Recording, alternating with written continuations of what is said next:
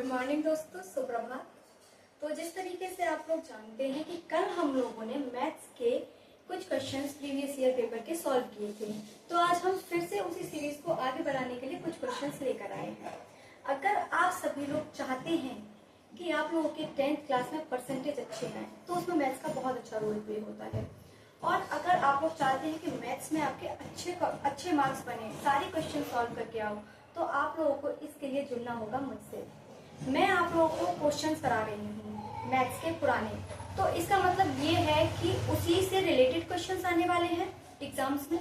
जब आप लोग यहाँ पर प्रैक्टिस कर लेंगे, इतनी ज्यादा प्रैक्टिस कर लेंगे, तो जब आपके सामने क्वेश्चन आएगा तो क्या टिक पाएगा? नहीं, आप लोग धुआं धुआं कर दोगे इस क्वेश्चन पेपर को। तो इसलिए आप लोग अपनी तैयारी को और बेहतर बनाने के लिए मुझसे जुड़िए। मैं आप लोगों को क्वेश्चन पेपर सॉल्व करना सिखाऊंगी और आपको क्लास में बैठ करके उस प्रेशर को सॉल्व कैसे मेंटेन करना है वो सिखाऊंगी। तो आइए स्टार्ट करते हैं आज का पहला क्वेश्चन।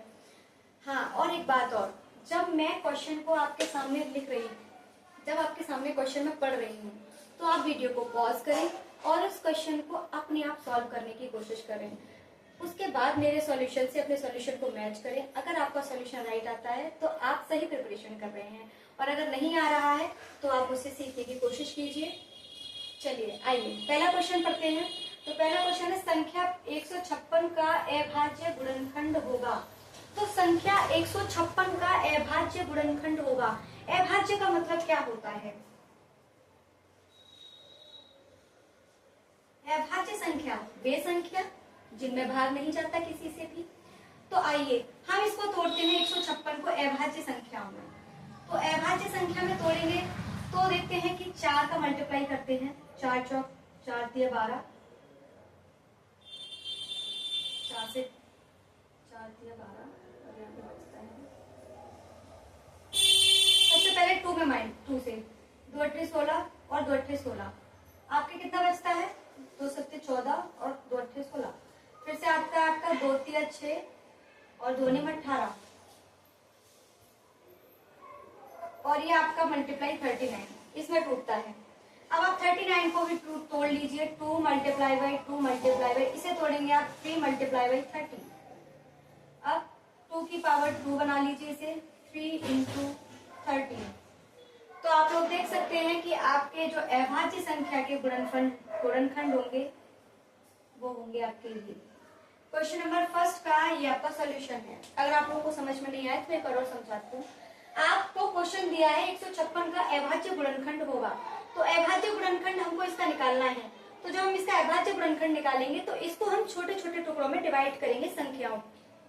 अगर आपको इस तरीके से तोड़ना नहीं आता है तो यहाँ पर आप एलसीएम लीजिए 156 का और 2 से कीजिए। 2 सत्ते 14, 2 अट्ठे 16, 2 तिया 6, 2 निम 18, 3 से गया 3 एकम 3, 3 त्रिका 9 और 13 एकम 13। आप इन वैल्यूज को यहाँ पर लिख लीजिए। फिर आप देखिए 2 और 2 दो बार है, तो हम इसको इसकी पावर में लिख देंगे, और 3 को 3 और 13 को वैसे का वैसा। ये हो गया आपका अभाज्य संख्याओं का गुणनखंड। समझ में आपको होगा। चलिए सेकंड क्वेश्चन देखते हैं। जब तक मैं इसे रफ कर रही हूँ तब तक आप सेकंड क्वेश्चन करने की कोशिश कीजिए।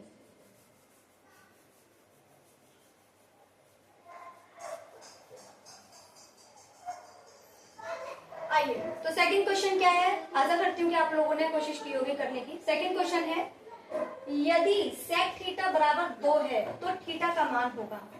आप लोगों को पता है कि जब भी हम sec theta, sine theta, tan theta, cot theta ये पढ़ते हैं तो हम ट्रिग्नोमेट्री में चले जाते हैं, और ट्रिग्नोमेट्री में आप लोगों को कुछ वैल्यूज दी होती हैं।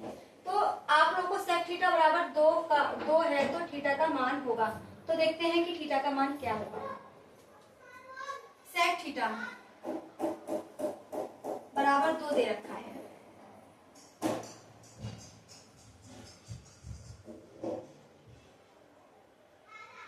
अब आप यहाँ पर सेक थीटा को यही लिखेंगे। इसको मैं क्या लिख सकती हूँ? सेक 60 डिग्री। क्या ये वैल्यू कॉस 60 की सेक 60 की होती है? अब सेक से सेक आपका कैंसिल हो गया, तो थीटा की वैल्यू कितनी आ गई बच्चों? 60। इसलिए आपके दूसरे क्वेश्चन क्वेश्चन का जो आंसर है वो आपका 60 आता है। चलिए अब इस क्वेश्चन को तो हम सॉल्व कर चुके हैं, अब तीसरे क्वेश्चन की तरफ बढ़ते हैं। तो तीसरा क्वेश्चन क्या दे रखा है, पढ़िए आप लोग। तीसरा क्वेश्चन है कि k के किस मान के लिए समीकरण 2x² माइनस के x माइनस 1 बराबर 0 के मूल बराबर होंगे।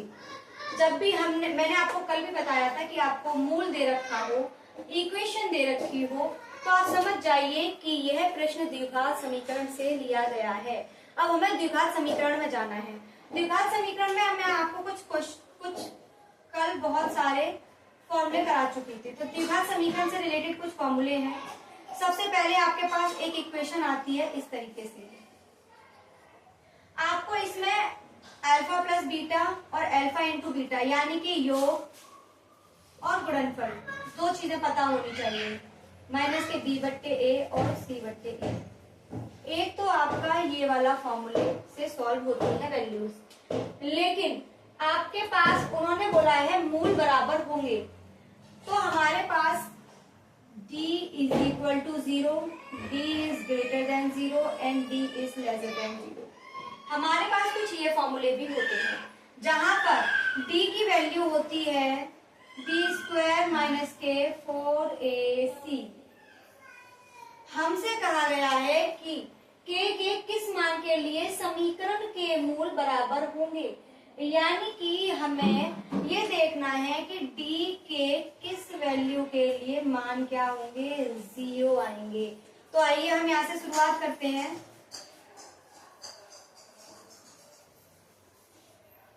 हमारे पास दे रखा है 2x², क्वेश्चन नंबर है 3, 2x² माइनस के x माइनस 1 बराबर 0। अब हमें इसमें से सबसे पहले हम a की वैल्यू निकालेंगे। a बराबर कितना है बेटा, पहले हम इसे तुलना करा लेते हैं। तुलना करने पर तो तुलना किससे करेंगे, ax² plus bx plus c is equal to 0। थोड़ा सा इसे सॉल्व कर लेते हैं। 2x² माइनस के है kx प्लस के है k बराबर 0। अब जरा इसकी से तुलना कीजिए। a की वैल्यू कितनी आएगी बच्चों, a की वैल्यू आएगी 2, b की वैल्यू क्या आएगी माइनस के k और c की वैल्यू भी k आएगी। अब हमारे पास फॉर्मूला होता है d इज इक्वल टू 0। हम इस फॉर्मूले में इसको पुट करेंगे। d की वैल्यू होती है बेटा b² माइनस के है 4ac। तो d की जगह पर लिख देंगे हम b² माइनस के है 4ac बराबर में है 0। b की वैल्यू क्या दे रखी है k माइनस के k 4, a की वैल्यू 2 और c की वैल्यू k बराबर 0। अब हम इसे सॉल्व करेंगे, मैं यहां सॉल्व कर देती हूँ। k² 4 दूनी 8 k बराबर 0। यहाँ तक आई होप आप लोगों को यहाँ तक समझ में आ गया होगा। अब इससे आगे क्या होगा देखिए, इन दोनों में क्या कॉमन है k, तो हमने क्या किया k कॉमन ले लिया। जब हमने k कॉमन लिया तो k माइनस के 8 बराबर 0 बचता है हमारा। अब हम पहले k को 0 के बराबर रखेंगे तो एक वैल्यू हमारी 0 निकली। अब जो k माइनस 8 है उसे हम 0 के बराबर रखेंगे, k माइनस 8 बराबर 0 और उस तरफ ले जाएंगे तो k बराबर 8। यानी कि k की ऐसी दो वैल्यूज निकलेंगी जिनके लिए जो k का मान होगा वो उसके मूल के होंगे बराबर हो जाएंगे। k के इन दो मान के लिए जो मूल होंगे वो क्या होंगे, बराबर होंगे। चलिए, तो आई होप आप लोग को थर्ड क्वेश्चन बहुत अच्छे से समझ में आ गया होगा। अब हम लोग फोर्थ क्वेश्चन को सॉल्व करते हैं।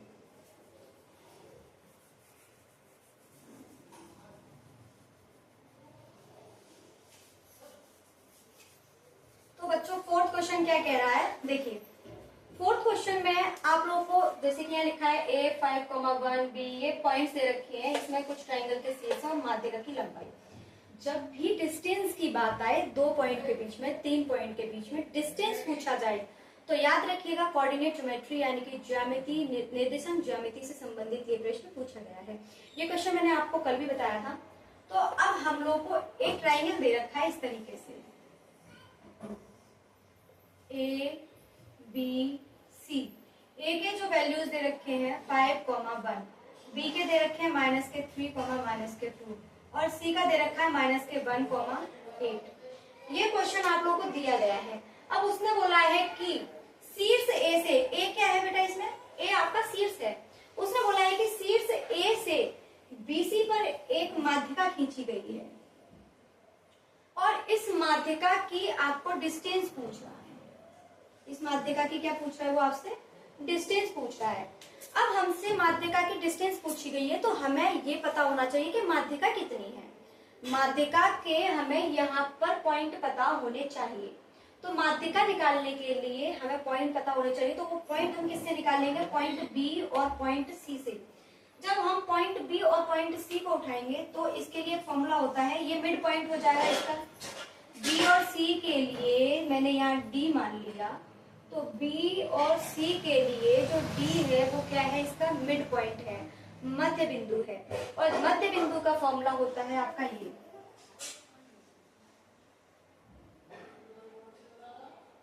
मध्य बिंदु का फॉर्मूला होता है a प्लस बी बट्टे 2।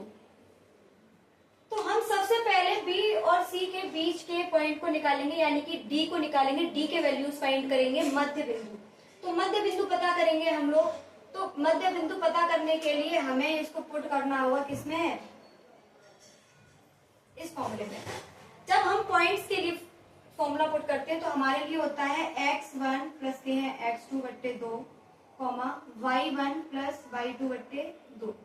ये हमारा मध्य बिंदु का फॉर्मूला है जब हम दो पॉइंट्स के बीच का मिड पॉइंट पता करते हैं तब। तो अब इसमें हम रखेंगे, चलिए पॉइंट दे रखा है ये और ये। तो हम सबसे पहले मिड पॉइंट निकालेंगे, डी की वैल्यू निकालेंगे। कैसे निकालेंगे, -3 प्लस -1 बट्टे 2, -2 प्लस 8 बट्टे 2, 3 और 1 4 बट्टे 2, 6 बट्टे 2। अब हम क्या करेंगे, इसको और छोटा कर लेते हैं, 2 दूनी 4, 2 3 6। तो हमारा आ गया -2, 3, यानी कि डी की वैल्यू जो आ गई वो हमारे पास डी के पॉइंट्स निकल आए -2, 3। यहाँ तक आई होप आप लोगों को समझ में आ गया होगा। एक बार फिर से समझा देती हूँ। हमसे कहा गया है कि ट्राइंगल में ए से जो शीर्ष दे रखा है उससे एक माध्यिका खींची गई है, उस माध्यिका की लंबाई ज्ञात कीजिए। अब अगर आप माध्यिका की लंबाई पता करना चाहते हैं तो सबसे पहले हमें माध्यिका के पॉइंट पता होने चाहिए, हमें बिंदु पता होने चाहिए, जो कि हमें क्वेश्चन में गिवन नहीं है, यानी कि हमें वो स्वयं निकालने पड़ेंगे। तो उन्हें निकालने के लिए एक फॉर्मूला होता है मध्य बिंदु का। तो हम देखते हैं कि वो बी और सी का मध्य बिंदु है डी। इस फॉर्मूले को, इस पॉइंट डी को निकालने के लिए हमें इन दोनों का इस्तेमाल करना होगा इस फॉर्मूले में, मध्य बिंदु के फॉर्मूले में। हमने इसमें ये पॉइंट रखे और हमने मध्य बिंदु निकाल दिया, यानी कि डी की वैल्यू निकल आई ये। अब हमें निकालना है ए से लेकर डी का डिस्टेंस। डिस्टेंस फॉर्मूला मैंने आपको कल भी बताया था। तो देखिए डिस्टेंस फॉर्मूला क्या होता है। डिस्टेंस फॉर्मूला होता है बच्चों अंडर रूट में x2 माइनस x1 का whole square plus y2 minus y1 का होल स्क्वायर। ये होता है आपका डिस्टेंस फॉर्मूला। अब हमारे पास दे रखा है a से d का डिस्टेंस हमें निकालना है। आप जैसा कि जानते हैं ये x होता है, ये y होता है। तो इसमें ये हो गया आपका x1, ये y1, ये x2 और ये y2। हम लगाएंगे x2 क्या है 5, x1 क्या है -2। तो 5 प्लस के है 2 का होल स्क्वायर प्लस y2 की वैल्यू क्या दे रखी है बच्चों 1। तो हम यहाँ लगाएंगे 1 माइनस के है 3 का होल स्क्वायर। क्या आप लोगों को यहाँ तक समझ में आ गया है? आई होप, मैं आशा करती हूँ कि आप लोगों को ये चीजें समझ में आ रही होगी। अब यहाँ से आगे बढ़ते हैं। तो यहाँ पर आ जाएगा आपका 5 और 2 कितने हुए बच्चों 7, 7 का स्क्वायर प्लस 3 में से 1 माइनस करेंगे तो -2। 7 का स्क्वायर कितना होता है 49 और 2 का स्क्वायर कितना होता है 4। अब आप इन दोनों को ऐड कीजिए 53। यानी कि जो माध्यिका है, माध्यिका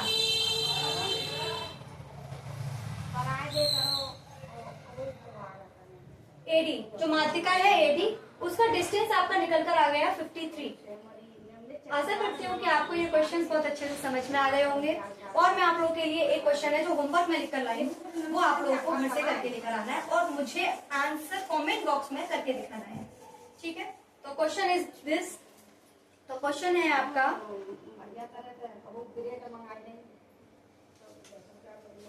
5 cos square 60 plus 4 sec square 30 minus के हैं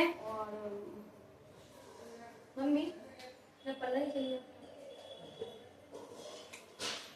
सॉरी बच्चों, माइनस के 10 स्क्वायर 45 प्लस के हैं cos स्क्वायर 90। इसकी वैल्यू आप लोगों को फाइंड करके मुझे दिखानी है। और हाँ, इसका आंसर मुझे सब लोग कमेंट बॉक्स में करके दिखाना। आप लोग अगर मेरा साथ देंगे तो मैं इस तरीके से आपके लिए हर रोज कुछ ना कुछ क्वेश्चंस लेकर आऊंगी। अगर आप लोग इन क्वेश्चंस को करते रहेंगे और इसी तरीके से प्रैक्टिस होती रही तो आई होप आप लोगों के 10th में मार्क्स बहुत अच्छे आने वाले हैं। तो आप लोग का बहुत बहुत धन्यवाद, बहुत बहुत शुक्रिया। मिलते हैं आप सभी से कल। Bye bye.